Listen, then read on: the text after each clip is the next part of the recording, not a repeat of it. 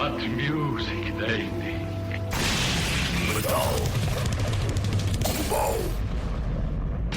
Sejam bem-vindos a mais um podcast de Metal Global. Hoje vamos falar e vamos ficar a conhecer um pouco melhor o festival Tones of Rock, com uma entrevista a Jarle Kvale, um dos responsáveis pela marcação das bandas no festival norueguês. Antes da conversa, já sabem que podem passar pela RTP Play, procurar por Metal Global, está lá a versão rádio, versão com música deste podcast. Agora falamos então do Tones of Rock, que volta a elevar a fasquia, definindo o quão grande, ousado e internacional pode ser o cartaz do maior festival da Noruega, que decorre de 24 a 27 de junho no parque Ekeberg, bem perto do centro de Oslo. Este ano vão passar por lá nomes como Iron Maiden, Yungblud, Bring Me the Horizon, The Offspring, A Perfect Circle, Morello, Alice Cooper, W.A.S.P, Sepultura, os nacionais Gaerea, Babymetal e muito, muito mais. Sem mais demoras, para falar sobre o festival e ficarmos a conhecer melhor a sua história, a conversa é com um dos responsáveis do Tones of Rock, Jarle Kvale, em discurso direto no Metal Global. Hello. Hello Jarle, how are you? I'm good. Can you hear me properly? I can hear you and I can see you, okay. Good. Very good. How is everything? Busy days? Yeah, I'm on tour now at the moment with my band. Oh, very good. So we are actually, I'm sitting here backstage in Leipzig, waiting for sound check. So yeah, all good. What's the name of the band? It's called Breid, B-R-E-I-D. Oh yes, yeah. So we're currently on a 1 month European tour with Hypocrisy and Abbat. So yeah, it's a good package. And very good. And, let's talk about Tones of Rock. And before we dive into this year's edition, tell me a bit about the story of the festival. How did it start? I think the first edition was 2014. And so tell me a bit about how that idea to create such a big festival in Norway came about. Well, we were 3 people that got together and wanted to create a greenfield open air festival for metal and rock in Norway. We didn't have anyone at that time. There had been some before, so we kind of just knew that this was lacking in Norway. And so we decided to go to a small place called Halden and found a good location for it. And we took a call to the promoters of Live Nation and said we want Slayer, and we got Slayer. So off we went. So you started the first edition with a bang. Having Slayer in a first year of a festival, it's not for anyone to be able to do something like that. No, it was. We had a fantastic lineup the first year already, so it was a really good start. But the first year went okay. It was a bit chaotic, of course, doing a festival for the first time on this level. But then we had a couple of rough years to try to establish it. We didn't sell enough tickets and stuff like that. So it was definitively a narrow start for the festival. It wasn't a given that we could continue. But in 2016... we got quite a big change when we got the Black Sabbath on the Farewell Tour, and that was very important to kind of get the economy on level. So that was, without that booking, I think it would be kind of hard to continue, actually. Yeah, and now you guys have moved since that first edition. You moved to the location. What is, improvements-wise for, access? It's a much better place than it was in the beginning.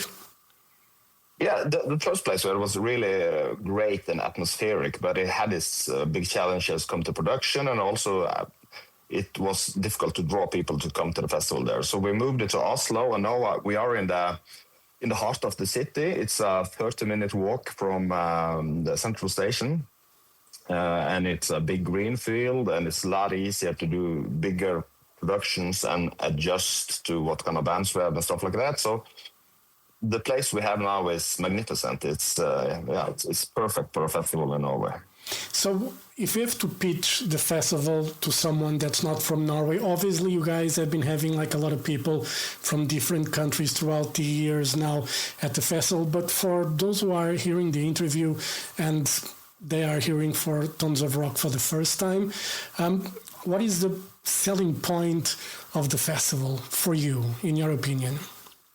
I think that you can have such a big festival in the actual heart of the capital in a city. It's quite unique. That's everything is walkable, and you can go all over Oslo. You can explore the fantastic nature and the sights of the city. Very, very accessible. Even though the festival is located on a small forest on a hill for itself. So I think that's something unique, that if you want to visit Norway and see Norway, you will get the taste of that just by visiting the festival. And it's also easy to, explore more of Norway from Oslo if you want to. And it's an easy town to fly into from all over Europe. Cool. And, for those who want to go to the festival and they want to stay, you guys have camping, I suppose, in the area as well. But is there you mentioned that's like a 30-minute walk from the, central station. So it's easy to find like hotels or bed and breakfasts and accommodation in general. It's easy for someone that goes to the festival and doesn't like camping. Yeah, absolutely. There is a camping directly by the festival, but it sells out very fast. But there's a lot of hotels in Oslo, from small boutique hotels to large luxury hotels. So you can get all kind of range of hotels, and there's a lot of Airbnb options and stuff like that. So it depends if you want to stay in the city center or more of the suburbs or more in the natural environments around there. And there's very good transportation also. So from the city center, we have our own festival buses going, the whole day up and forth to the festival, and there's like a subway, and so it's a very easy and accessible festival in all ways. Cool. I'm from Portugal, and normally at 1 a.m, public transport kaput, it's gone. Yeah. And one of the things about I realized I was in Copenhagen a few days ago, and one thing I realized there in the Nordic countries, the public transport, you guys spoil us. We are not used of having trains at night or night buses or anything. And there in the Nordic countries, there's transport at, almost every night. It's amazing. I'm glad to hear that. Yeah, it's working really well here. And also the festival, it closes at midnight. So last band is at 11 o'clock, and then there's, open 1 more hour, and then people go back to the city. So it's, that's something that's unique for Oslo. People, of course, like to stay up late, but this means also that people start early. So when we open doors at 12 midday, people start coming immediately. So I think most people appreciate that. Then they can actually be back at their hotel at 1 o'clock if they want to, or they can go out into the city of Oslo and party all night through if they want. That's nice. So the festival starts at 12 and finishes at midnight normally. Yeah. Okay. Yeah.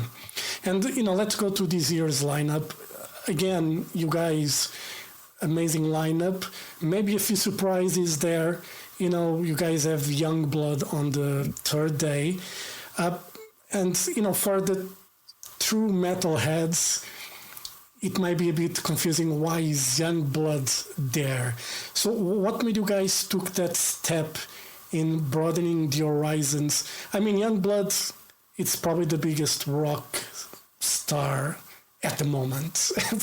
People might like it to hear that or not, but he's on fire at the moment.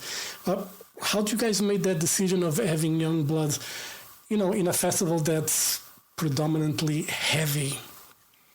Yeah, I think the festival has a wide range. You can have everything from mainstream rock bands until you can also do the most extreme Norwegian black metal. So there's always been a big variety. But as a headliner, I think Yungblud, the way his career has exploded over the last year, it's insane, And I went to the last Oslo show in the UK last summer, and just to see the response he was getting, how the other artists, how the old metal bands or rock bands want to play with him. I think it's important to try and see when there's these kind of movements to try and develop your festival. And I think I think it's a fantastic thing that we are able to have a mix of bands like Iron Maiden and Alice Cooper, and on the day of Yungblud we have Behemoth and Mayhem. It's crazy. I love that.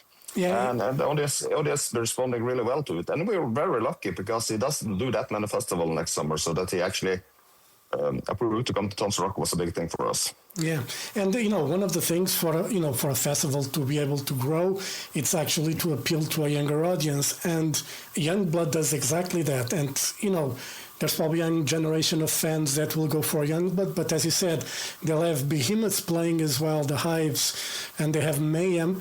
They might just become fans as well, and And you will see that often at the festival, and I talk with people, and we see that when you do surveys, that many people check out bands that they will not normally go to a show to see. Maybe if you're more a black metal fan, you check out more traditional rock bands that you wouldn't, both Norwegian bands, but also internationally, and the other way around. If you come there for Yungblud or Bring Me the Horizon, but then you end up in the tent watching Mayhem. It's like.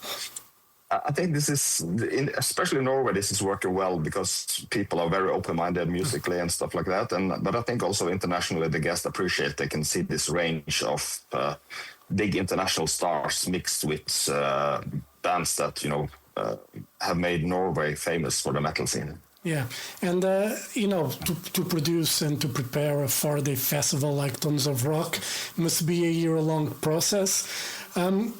When did you start looking at the bands for this year's festival? Like a year, 2 years ago? When did it start? Basically 2 years ago. So right now we are having an offer out for the most spots for 27, but we also have offers out for 28 already.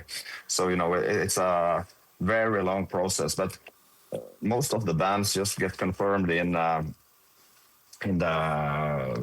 autumn after the next year, so like 8-10 months before, but the whole process starts like 2 years before. Cool. And looking at the lineup throughout the years of Tons of Rock, you mentioned Slayer, Black Sabbath. I mean, you had Iron Maiden, you have Iron Maiden again, Alice Cooper, so many bands. Metallica. Is there any band that you haven't booked for the festival yet that you would like to? And you still had a chance? I'd love to have a reunion of Led Zeppelin. No, there's still many bands that haven't booked, actually. So I think there's a lot of bands. And there's new bands getting bigger all the time. And but we've been very, very fortunate. As you say, all the bands you mentioned, and Guns N' Roses, Pantera, we had a fantastic lineup, Kiss. So it's been like, we've been... very good at booking, but also very fortunate that we were able to get all these bands. It's not something that's automatically. There's a lot of different festivals trying to get these bands, and but I think we gotten a good reputation. Bands like to play here. I think they appreciate the fans, appreciate the area, and they really appreciate our local crew, which I think are doing a fantastic job. Like when we had Metallica, which was the biggest production we ever had. A lot of our crew actually went down to some Metallica shows before they came to Oslo just to get to know their crew and prepare how can we do it best for you guys when you come up here. And the response they gave us to everyone that's working for them after the festival was fantastic. They came there and they said they had a great time and they pinpointed what they were happy with and stuff like that. So I think kind of trying to be very serious about accommodating the crew of the bands. Because the crew of the bands are the ones building these shows, and if the crew of a band are happy and they have good working environments, the band will get happy. So, yeah. And when it comes to the bands, obviously, there is normally they have like a list of requests. Backstage, food, drinks. You don't need to mention any band, but what was the weirdest request? If you remember that you got from a band for the festival, to have backstage or on stage, something like that. Yeah, there was one time when an artist felt at the airport that was when we were in Halden before. He felt that the airport was too far away. So we saw there was another airport that had been open before, but was not closed. So they asked if we could reopen the airport. Unfortunately, we don't have that kind of power. And you guys released, the camp and the site for the festival this year. Normally, what is when you guys do the surveys, as you mentioned before, what is normally the request that people ask the most for the festival to improve in a way? Convenience in every aspect, that there's a good variety of food, of drinks, that little queues, and being the toilet area and stuff like that. It's the basics, that's what people want. But also we tried over the last years to have more kind of entertainment, everything from small movie session to small stages to stand up and different meet and greets and all these activities, and that's something we see that people really appreciate, because they spend a lot of time at the festival, maybe like 10-12 hours a day for 4 days. So I think people really appreciate to have a variation there, and also people appreciate with the festival that there's enough area to sit down and rest, between the shows, to find good places to hang out and stuff like that. And we've been fortunate with so good weather. I think during 5 festivals, we have had 2 days of rain altogether, so then it's important at the Greenfield to find areas where people can, relax in one way or another between the shows. Yeah, and I know you guys this year kind of switches like 2 stages, I think, from place. Why did you guys did that change this year? It just felt like the second main stage that now switch place. We wanted to have it bigger. We're going to have bigger bands on that stage, and also we wanted to make it a better experience for the audience. And by switching those 2, we could have a bigger stage, a better production, and more sites and extra tribunes and stuff like that. So that was the main idea, and it also opened us up to bring in a complete new tent for the main tent stage, which is, I think it's going to be on it's the same capacity on that tent. It's 12,000, but the shape of it and the production will be better. Cool. What is the total capacity of Tons of Rock? And now it's around 40,000 per day. 40,000. That's already. I remember my first Wacken was like 2001, and I think back then was like 45 or 50,000. Yeah. There was already a lot of people. Yeah. And for being in Oslo, Norway, we are a very small country, so it's crazy that heavy or metal or rock festival can have these numbers. It's just fantastic. And this year we have never sold tickets faster. Now it's like all 4 days passes are gone. There's just a few tickets left for the Friday. Everything else is gone. We've never experienced that before. Previous years, the festival 4-day pass have been sold out during May, late April or May, and then some day tickets have been all the way into the festival maybe, and some have been sold out. But this year it's been a complete crazy. So it seems like the Norwegians really like the rock and metal festivals. And also a lot of international guests, of course. Yeah. That's fantastic to see that grow year by year. Yeah. So this year, you can say it's the biggest edition of Tons of Rock yet? Yeah, it is. We haven't increased much. It's just like 500,000 extra, I think, per day.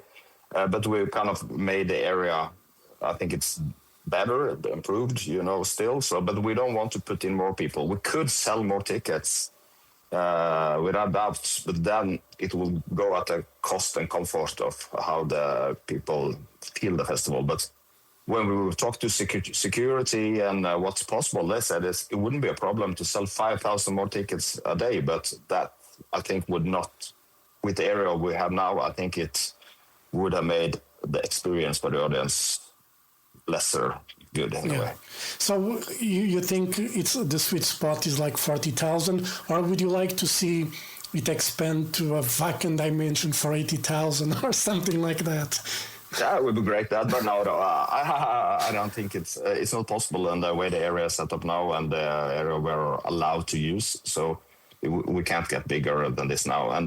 But I think it's still fantastic that we can be at 40,000. And you can't take this for granted. It, of course, depends on bookings and everything. So if there's one year that we are a bit less, that's fine. I think it's normal. Now we've just been growing since 2019, and some point you're going to have some ups and downs. That's normal, and you have to kind of accept that. But where we are at now is just amazing. Yeah, and I saw that you guys announced, something related to the festival, but it's a different show for September. Is it something that you would like to do to expand the brand in a way, not to be just those 4 days in the summer, but let's say make a winter edition or a spring edition? Is that something that you guys would consider doing with the brand of Tones of Rock?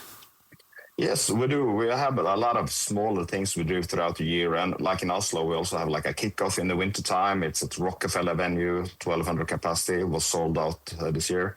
Now we just launched this, as we said, in the mountains edition, which is more, it's just like for 800 people or something, but it is in the most beautiful place in Norway. It is, it's such a gem, this place. So I think Norway is so much known for the nature. And it also reflects very much in many of the Norwegian bands. So we decided that we wanted to create something, small but unique. And the response has been amazing. Tickets went out today, and I think like 60 or 70% of the tickets went like this. So I think creating this kind of different niche events, it's a cool thing. But you have to kind of you can't do everything, Yeah. You have to also kind of, you can't be everywhere. But when we do something, we like to do it like something, it's a proper event, something unique. Yeah. So, well, you mentioned like Norway has that nature that, when you look at the landscape, it's something that makes you smile. But why does Norway have so many black metal bands? Maybe nature is beautiful, but it gets boring as well. So needs sort of action in your life. I don't know, but it is the environment. It's majestic, but it can be very beautiful, but can also be very dark and dramatic at the same sense. So I think it gives a lot of inspiration to musicians and painters and everything, and authors and stuff like that. So It's a wild, dramatic, and intense nature, and I think it's always been inspiration for artists, not just black metal, but it fits very good with black metal, I think. Yeah, you have like a new, it's not a new band, but it's kind of Agabas, that mix the jazz with, death metal. It's a very interesting band. I love, those when bands starting to mix genres and create something new. It's really good to see. And, the Nordic country seems to be expert in creating that kind of mixes. Yeah, I think so. There's been it's in the electronica genre, or many genres considering, all this kind of crazy mix-ups coming. And even if you look at many of the early Norwegian black metal bands, they've developed, and changed the style and stuff. It's not like doing the same thing as they did 35 years ago. It's like so many directions going in, and I think that's fantastic.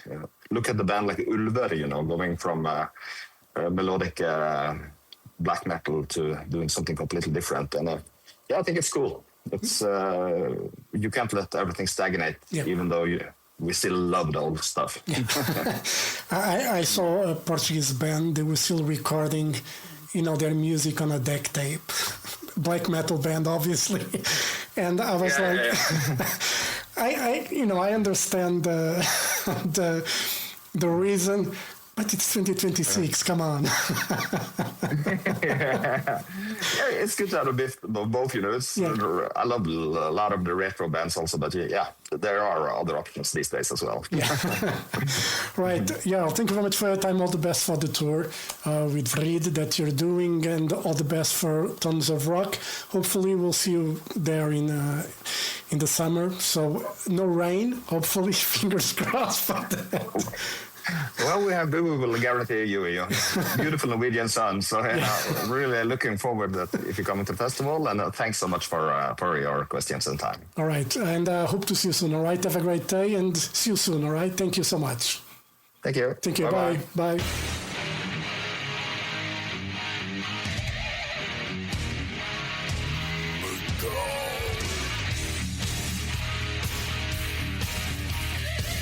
Metal Global. Metal Global foi a conversa sobre o Tones of Rock, festival norueguês que decorre de 24 a 27 de junho em Oslo, ali num parque bem perto do centro da cidade norueguesa. A conversa foi com Jarle Kvale, ele é um dos responsáveis pela marcação das bandas para o Tones of Rock. Se quiserem saber mais sobre o festival, é passar pelo site oficial tonesofrock.no. Podem também passar por visitoslo.com para terem mais informações sobre o que podem ver na cidade norueguesa e, claro, têm todas as informações em metalglobal.pt. Entretanto, se tiverem dúvidas ou sugestões, podem enviar e-mail jorge.botas@rtp.pt. Podem me seguir no Twitter e Instagram em @mountainking. E se estão a ouvir esta versão em Apple Podcasts, Spotify ou YouTube Music, subscrevam para não perder nenhum episódio. Entretanto, se passarem pelo Facebook, façam like na página de Metal Global. Tive que criar uma página nova porque Facebook, basicamente. Eu volto no próximo programa. Um forte abraço. Children of the night, you will live through the centuries to come, as I have lived. Good night.